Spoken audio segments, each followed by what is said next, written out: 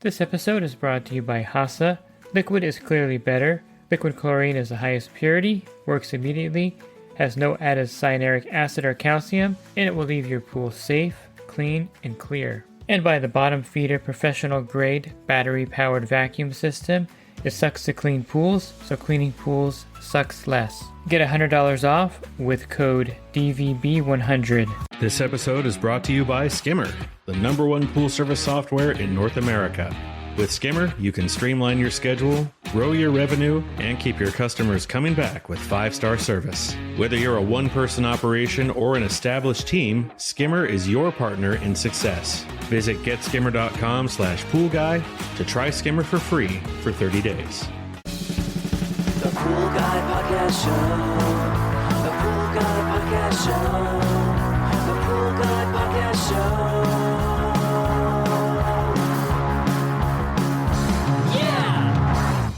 Hi, welcome to the Pool Guy Podcast Show. I thought I would follow up an episode I did, Employee Onboarding, by talking a little bit about safety out there, because it is a field where there are dangers out there, some hidden and some obvious dangers, and I want to cover some of these for you here so that you can kind of avoid these things with yourself out there in the field, if you're a homeowner with your pool, or if you have an employee that you're onboarding. Are you a pool service pro looking to take your business to the next level? Join the Pool Guy Coaching Program. Get expert advice, business tips, exclusive content, and get direct support from me. I'm a 35-year veteran in the industry. Whether you're starting out or scaling up, I've got the tools to help you succeed. Learn more at swimmingpoollearning.com. I'll start by saying this as well, that there's going to be a little blurb later in the podcast about liability insurance, and I suggest you actually think seriously about getting this for yourself and for your employee, because not only can there be an accident out there involving the employee and yourself, but there can be some liability created by something that happens out in the field.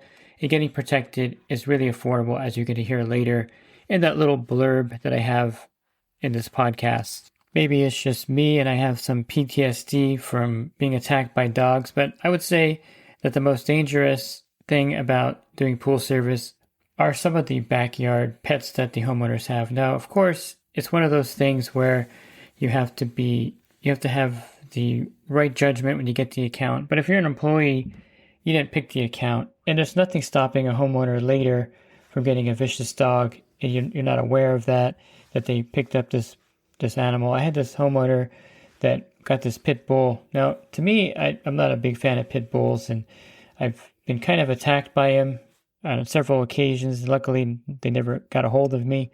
But in this situation, he bought this pit bull, and it was always, I thought, sketchy. Whenever I went back there, it never came up to me. It never barked. It just stared at me the whole time I was working there. I wasn't really worried about it. Wasn't anything that I was too concerned about, because the dog never was aggressive. It just kept its distance and kept watching me. But it came later that the homeowner had to take it to the vet for something, and he tried putting it in the cage to get it. And this is a big guy. I mean, this guy is 6'4", 250 pounds. He's buff too. He has a gym in his garage. And so he's trying to put this pit bull into this cage, and the dog actually attacked him in the kitchen, and his arm, he showed me his arm was all bit up from the dog, and he ended up putting the dog asleep, because he's like, man, I'm not going to have a dog that attacks me when I'm trying to take it to the vet. And then I had another customer that had a Doberman Pinscher, and the neighbor had a nickname for it because it was in a smaller area, and there was a lot of waste everywhere, and the homeowner never cleaned it up, and the neighbor called him Sir Poops a lot. That was kind of the name of the dog. And he wasn't vicious at all. I would go back there, and even the neighbor was surprised when he heard the story. He is not a vicious dog as far as we can tell, and I never had a problem with him. But when they moved to another area, and he heard the story. He's the one who told me the story, that when she was out walking the dog in their new neighborhood, a lady went to pet it, and the dog grabbed her face and latched onto her face, and they had to put the dog to sleep. It's unfortunate, and we never had an inkling the dog was violent. So I would say that you may not even know this, and it may be something that they get a dog and you're not aware of it. But dogs that are vicious are probably one of the biggest things that are a danger out there, in my opinion. I've been bit a few times, and my group members have posted photos of their dog bites that are pretty bad. They can be very debilitating. A lot of liability, of course, on the homeowner's part. But I would say that just make your employees aware, and you should be aware yourself, that if that homeowner has a vicious dog, you have to put it away whenever you service the pool or anything like that, there's a problem there. And you want to avoid any potential properties where the dog has to be put away or locked up when you service the pool. And to me, dog bites are going to really affect your business, especially if the employee gets bit and then they go on workers' comp and they take time off, which does happen, by the way, and then they sue the customer. Then the customer is going to get upset with you because the employee sued them. It gets really messy. So in order to avoid all of this entirely, just don't service accounts where there's a vicious dog. And I mean, let someone else have it, I guess, but I just would not service an account like that. Another account they may not think is a problem, but it really is a problem, are the accounts where they have the safety nets across the pool. I call them Spider-Man nets, but they're like a mesh net that's over the pool itself, that hooks on, and you pull a lever and you pull it tight. Now, this is different than mesh safety gates around the pool. Those aren't really a problem. They latch, if someone climbs over that fence, there's nothing you can do about it. But these Spider-Man safety nets that are in the pool, and I think they're installed by different companies. Catch a Kid is one of them. These are a problem. And I even had someone come up to me in the street. He's like, hey, I have a pool here, and no one wants to service this pool because I have this net across it, and everyone's saying it's too much liability. They don't want to mess with it. The problem with these safety nets is there's a couple problems with these. The number one problem I have with them is that they're a pain to take off and put back on. And the secondary problem is they create liability for you because a lot of times the customers don't put them back on correctly, and then you're the one holding the bag because, who's to say who put the safety net back on correctly? A lot different than the automatic safety covers that you can close and open and close. You can take a picture of those every time you close it as evidence that you close it. That's sometimes not necessary, but I'm talking about these specific safety nets that are on the pool where it's something where you create liability if you don't put it on correctly. And to teach an employee to take it off and put it back on is a difficulty for sure. And you'll see these advertised with kids like sitting on top of these safety nets, which they are really safe. You can walk across them, I'm sure. But I just would feel like these are potentially a liability for your business, especially if you have an employee. And it's one of those things where, again, they have to be put on a certain way. There's a lever and a pulley, and you have to really attach it correctly. Otherwise, you're really liable if someone were to drown in there and you didn't put the safety net back on correctly. And it's in its own category, I think, as a safety feature. You're going to run into this ever so often out there. And it's one of those things where a lot of pool service pros just don't even service that account because they know of the added liability, the extra time it takes to put these on and take them off.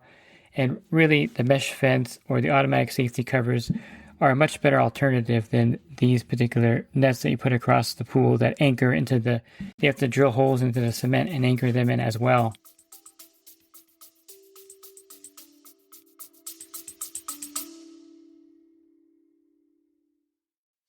And the Pool Guy Podcast Show has teamed up with UPA to bring you affordable, reliable liability insurance starting at just $64 a month. Get up to $2 million in coverage, and the members of my coaching group get an even lower rate. Protect your business and your peace of mind. Sign up with UPA today by clicking the link in the podcast description. But of course, you have to be conscious of mesh safety gates, wrought iron safety gates, latching fences and gates so that no one gets into the pool that's on your watch. So when you get to the service account, show the employee, or you should be cognizant yourself of always closing and latching those gates. I always close them even when I go out to my truck to get something. If I need to go get something out of my truck, I make sure I close the mesh gate and that it's secured completely before I go back to my truck. It's a pain sometimes, especially when there's two gates to walk through, but really they're there for safety, and they're not safe if you leave them open. So you want to make sure you close any safety gates that are associated with that particular service account. Let me talk a little bit about chemicals and chemical spills. Here's the big liability with employees and with yourself is when you spill muriatic acid anywhere on the customer's property, their driveway, their deck. It's really hard to blend that stain in because the acid basically takes off a surface layer of the decking itself, the cement or the flagstone or whatever kind of decking they have. It actually burns it. And so the best way, of course, to prevent this and avoid this is to be really safe with muriatic acid when you bring it back there. Make sure that the lids are on tight. Make sure that they're not dripping out of the service cart. This is probably the biggest area where there's a spill, is when you're tilting your service cart back or your riptide cart and the acid bottle's there, but the lid's not on tight and it's like dripping as you're moving the cart down the pool deck. That causes a big problem because then you have acid all over the place and it's really hard to clean it. And it's something to really consider, like just having full 100% safety with the acid. Whatever you can do to make sure it's not leaking when you bring it back there, that's the key. To prevent it from leaking in the first place, there are a few instances where you can kind of clean it up, but a lot of times you have to power wash the entire area. Sometimes you have to give it a light acid wash in the entire area. It's a big mess and something that you really don't want to do. And a lot of times it's very preventable. Now, the chlorine leaking is not nearly as bad as the acid leaking, but chlorine can leak as well, and it could be really messy. So any chemical has to be secure, and make sure as part of the safety protocol on your pool route that all the lids are secure, that you don't have a leaker in your truck sploshing back and forth. That gets really messy as well. And you just want to make sure that everything is really accounted for on your vehicle and that chemical safety is number one when it comes to that. Also, I would recommend that your employees and yourself wear some nitrile gloves, and these are going to protect your hands from being burned as well. Anything you handle that's with a chemical, really you need to have protection on your hands so that you don't have this kind of problem with chemical leaks and with, the customers complaining and having liability issues with all the damage that's created by a very small leak from an acid container. Really, it seems minuscule and something that's not going to have a major effect in your business, but 2 little drops of acid on someone's brand new deck does have a major impact on your business. Another golden rule is not to mix chemicals together. This doesn't sound like anything that is new to the industry. You've heard this before, and a lot of people talk about it, but this is something that I think is a good reminder for the Pool Service Pro. There's been, a lot of reports recently and in the past about people having fatalities when they mix chemicals. It happens. There was one, I think, a year and a half ago or so, where he was mixing some chemicals in the skimmer and it blew up in his face and he unfortunately passed away. These things happen, so a rule is never to mix chemicals together, and definitely not to mix chemicals together in a small bucket. That's going to cause a lot of problems, and you're going to have a lot of issues with the chemical reactions out there. You just don't want to mix anything in a small bucket, nor mix anything in a skimmer. And mixing chemicals is just something you don't do out there. You're not a mad scientist, and the results of mixing 2 chemicals together can be catastrophic and actually fatal out there. So really be cautious when you're instructing your employees about chemical mixing. Even on your truck, you don't want to be carrying the trichlor tablets right next to the acid, and you don't want to have, like hypo buckets next to the trichlor tablets either, because if those mix together, it causes a chemical reaction and even an explosion in a lot of cases. That same vein about chemicals and, of course, the mixing of chemicals, just the smell of certain chemicals is also very dangerous. So teach your employees, and if you're a homeowner and you have a offline or online chlorinator attached to your pool, this is one of those big areas where the chemical smell can be quite overpowering and very dangerous to you as a person. If you sniff this particular odor, it can be overpowering and it can cause lung damage. So be careful that when you open up the chlorinators, if the trichlor tablet is not fully dissolved in there, there's quite a lot of buildup of chlorine and acid gas, like a mustard gas almost, that is overpowering and can cause actually somewhat permanent lung damage in some cases and could put you out of work for a while. This happened to one of my group members where he was out of work for about a month because he couldn't take deep breaths after this happened. And he was, of course, not an employee. He was actually his own business owner. But if an employee were to get hurt like that, you're paying, of course, you have to get another employee to cover them, and they're getting paid, and they may even have a lawsuit against the customer. So just educate everyone about the strong smell of trichlor in the chlorinators, even in the buckets. If the bucket gets water in it with the trichlor tablets in there, that smell can be overpowering and it could really knock you out. And it is a dangerous situation when you have any kind of trichlor product getting wet in a bucket or small enclosed area. That vapor can be very dangerous and overpowering, and just be extremely cautious around trichlor, the chlorinators, and the buckets of trichlor tablets themselves. I can probably spend the whole podcast talking about electricity and getting shocked, but I'll just talk about one particular area where you have to be very cautious, and that is the intermatic timers. Now, a lot of pools have these intermatic timers. They get old over time, and there's a safety plate that's on front of the screws there in front where the wires are. And I can't tell you how many of these are missing. For whatever reason, they're just not on the timer. They got old and they deteriorated over time, or they just got taken off because they were doing some kind of repair to them and never put back on.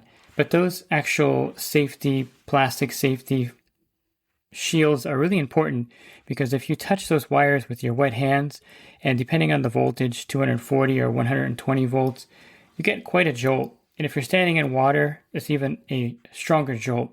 How do I know this? Well, I've probably done this a few times where I've got jolted, and it could become a dangerous situation, especially if there's some safety failures on the pad. I've heard of someone getting electrocuted pretty badly when this happened, when there was no GFCI and the electricity just kept going through him. And it's one of those things where it can be very dangerous, but probably what you're going to feel most is that tingling and that shock by touching those wires, because you are touching live wires that are exposed there, and you just want to make sure that you take all the precautions you can against getting shocked out there. And it's just one of those things where it does happen, and you have to just take precautions around electricity. You know, if you see anything that looks like it's going to be an electrical hazard, don't turn it on or touch it. But that's the main area where I see a lot of people getting shocked, is when they're turning the intermatic timer on and off and their fingers touch one of those live wires. And believe me, you do feel it, and it does hurt. And of course, there's a lot more safety issues with electricity out there, and there's a lot more safety issues altogether with the pool route. I haven't even touched filter safety, and I'll probably do a separate podcast on that, touching pool filter safety and some things you can avoid out there, or some real cautions about the pool filters on your route. If you're looking for other podcasts, you can find those by going to Swimming Pool Learning. On the banner, there's a podcast icon, and there's a drop-down menu with over 1,900 podcasts there. And if you're interested in my coaching program, you can learn more at poolguycoaching.com. Thanks for listening to this podcast. Have a great rest of your week, and God bless. This episode is brought to you by HASA, providing products that deliver clean, healthy water for every aspect of everyday life. The bottom feeder battery-powered vacuum system, portable, powerful, and only weighs 12 pounds. And Skimmer. Get Skimmer, America's #1 pool service software. Podcast listeners can try Skimmer for free at getskimmer.com/poolguy.